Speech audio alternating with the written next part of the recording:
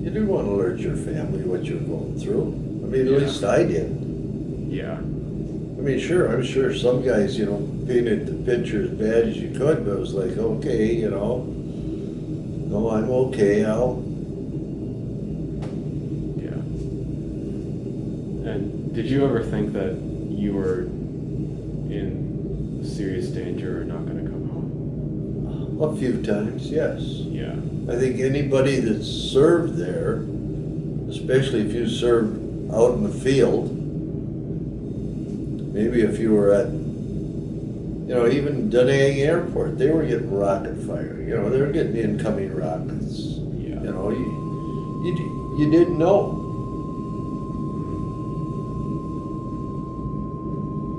So, when did you know that you were going to go home? Well, I knew it probably by the end of September or October. I mean, it was a 1 year, so when you got to 30 days, you made what was called a short timer calendar. Yeah. You made a calendar and you check off each day. Yeah. You're counting your days down. Oh, okay, I'm at 27 days, or I'm at 5 days, or I'm at 10, whatever. I'm at 2 days. I'm going to be the hell out of here in 2 days. Yeah. And so, when that day finally came, how were you taken out of the country? Well, I went to Da Nang. We flew to Okinawa. I was in Okinawa for a couple days. And from Okinawa, we went to Tokyo. And then from Tokyo, we flew to Seattle. And from Seattle, we flew to Norton's Air Force Base in California. And then I went to Camp Pendleton, and I was discharged 5 days after I got back from Vietnam. Oh, wow, that's very sudden. Right. Yeah. So what was it like when your plane touched down on? You were as happy as hell. Yeah. Man, I'm on American soil. Yeah. Were there guys like kissing the ground? Doing that kind Oh of yes, yeah. I mean, you didn't know. I mean, you didn't know. You had no idea. Yeah. And what was the first thing you wanted to do when you got home? Probably take a good shower and clean up, get some good clean clothes on, Yeah. get a good hot meal, and have some beers. Yeah. How were you received by your family and like? Well, I was welcomed by my family, but as far as some other, I mean, there was people that sure oh God, it's good to see you, and blah blah blah. But there was other people that was like, oh my God, that guy was in Vietnam. I don't want to talk to him. Yeah. I mean, even in my hometown. I mean, my town, the town that I grew up by was only 1,000 people. I mean, my high school graduating class of 48 kids. Yeah. So, When was it that you went back to your hometown for the first time? well, as soon as I got out on, I think the 4th or 5th of November, and I went home I flew from LAX to Minneapolis, and I went home that night. Yeah. I remember getting into Minneapolis about 10:30, 11 o'clock on a Friday night, and it was a storm, raining. And it was a bumpy plane ride coming in. It was like, Yeah. are we going to hit the ground or aren't we going to hit the ground? Is he going to land this damn plane so I can go home? Yeah. I mean, I was scared coming in the airplane. It was raining and wind was blowing, and I was like, oh my God, get Yeah. us on the ground. And I went home that night. I remember I went home. I didn't go home till like, I don't know, it was probably 1 o'clock back to where, on the farm. I never went to bed. Yeah. I was up all night. Yeah. Next morning I went to town and met some friends that were waiting for me, some hunting buddies, and had breakfast with them. Yeah. And to meet my girlfriend. Yeah. Well, she actually met me at the airport, so. Yeah. Her and my parents, so. Yeah. So what was it like to just see everyone again? I mean, you're so happy. You're just so relieved. It's just, like I said, I didn't sleep that Friday night, Saturday. I was up all day, and I was probably up until midnight Saturday night before I finally crashed and, probably slept for 10, 12 hours. Yeah. So. Had anything really changed while you had left? No, not really. No. No. Yeah. No. It was just how people, I think the biggest thing was how people looked at you. I think that was the biggest thing. It was like, Yeah. oh my God, this guy's been in Vietnam and that's bad. Yeah. You know, I'm not in favor of this conflict. Yeah. And, I mean, there was so much negative. Yeah. So you just,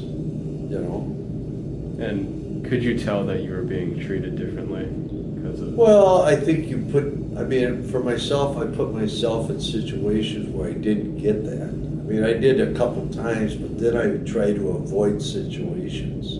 Yeah. And you end up becoming friends, maybe that weren't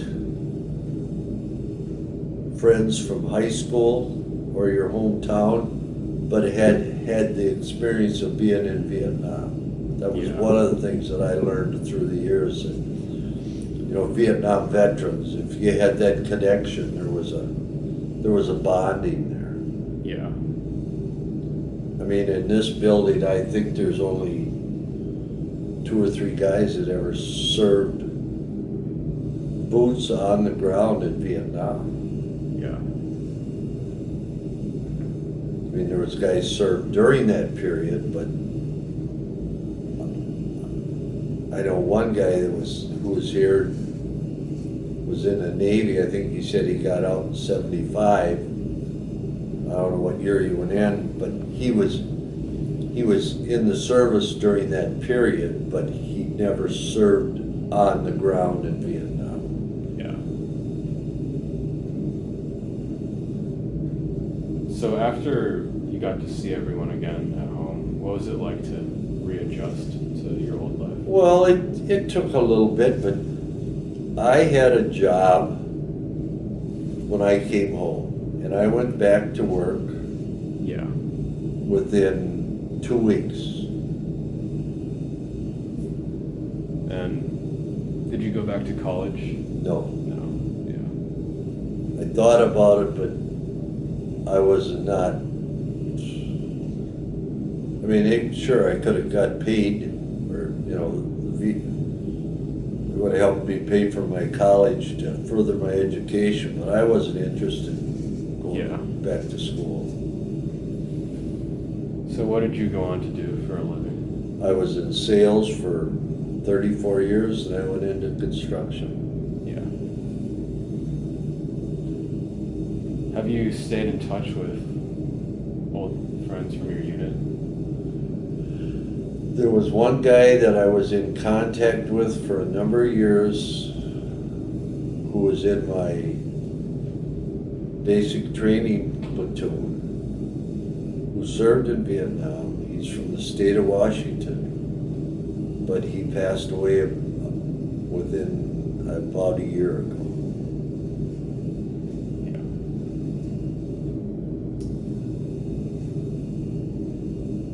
So afterwards, did you ever find that you missed anything about military life? No. No. Just glad to be out. Yeah. Yeah. I mean, I'm glad I served. I learned a lot. Mm-hmm. I mean, you learn to respect people, to appreciate what you have.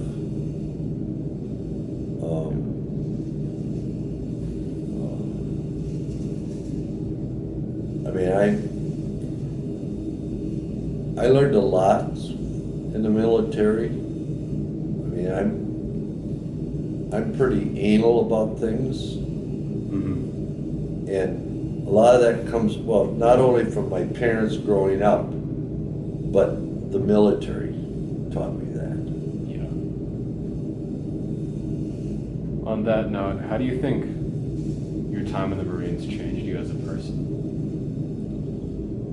I think it probably made me more appreciate, more detail, more. Yeah.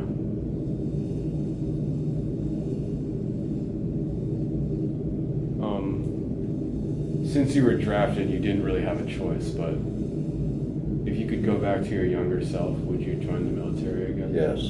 Yeah. My personal feeling is everybody should go, at least go through basic training. Every male at age 18 goes to 6 months of training. And I think their outlook on life would be a lot different. Yeah. What, like, life lessons, if any, do you think you learned?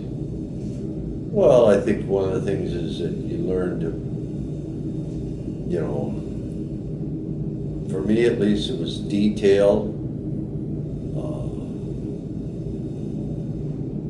work ethic. And a lot of this goes back to my parents growing up on a farm, but a lot of it was to military too, about detail, being on time, Yeah. doing what you're supposed to do, get it done.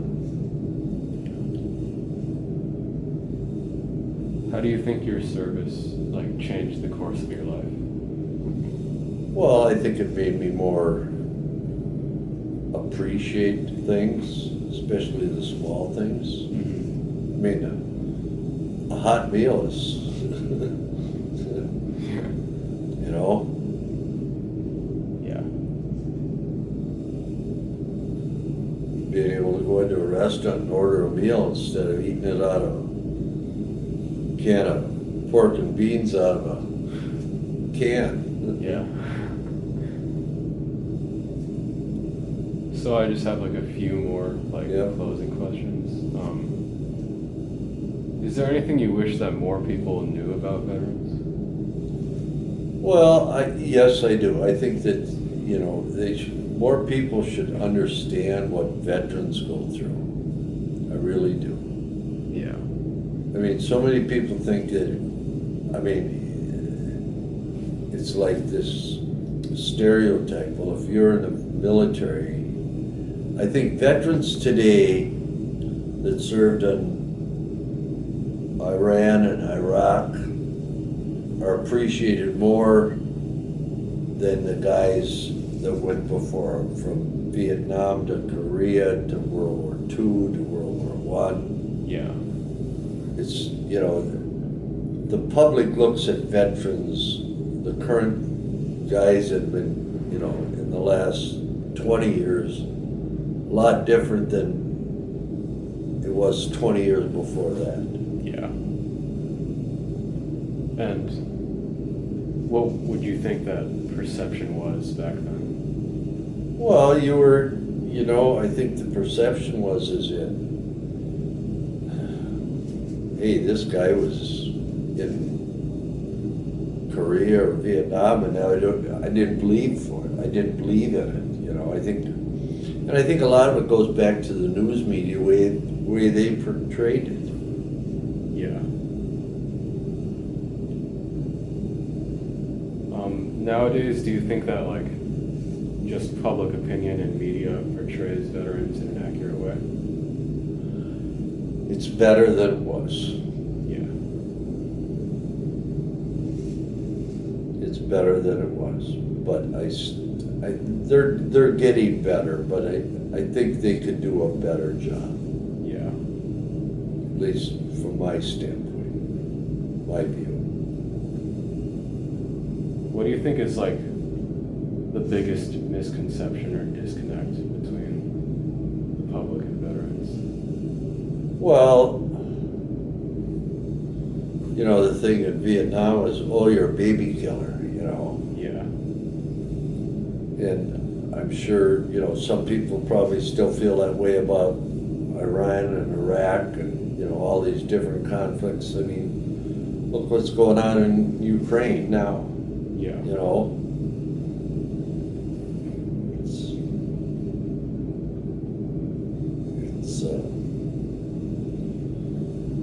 It's a tough situation.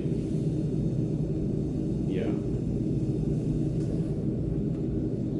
So, last of all then, is there any message you'd want to leave for people who might watch this interview? I would say that probably be more open-minded towards veterans. Yeah. And when you see a veteran, tell them thank you.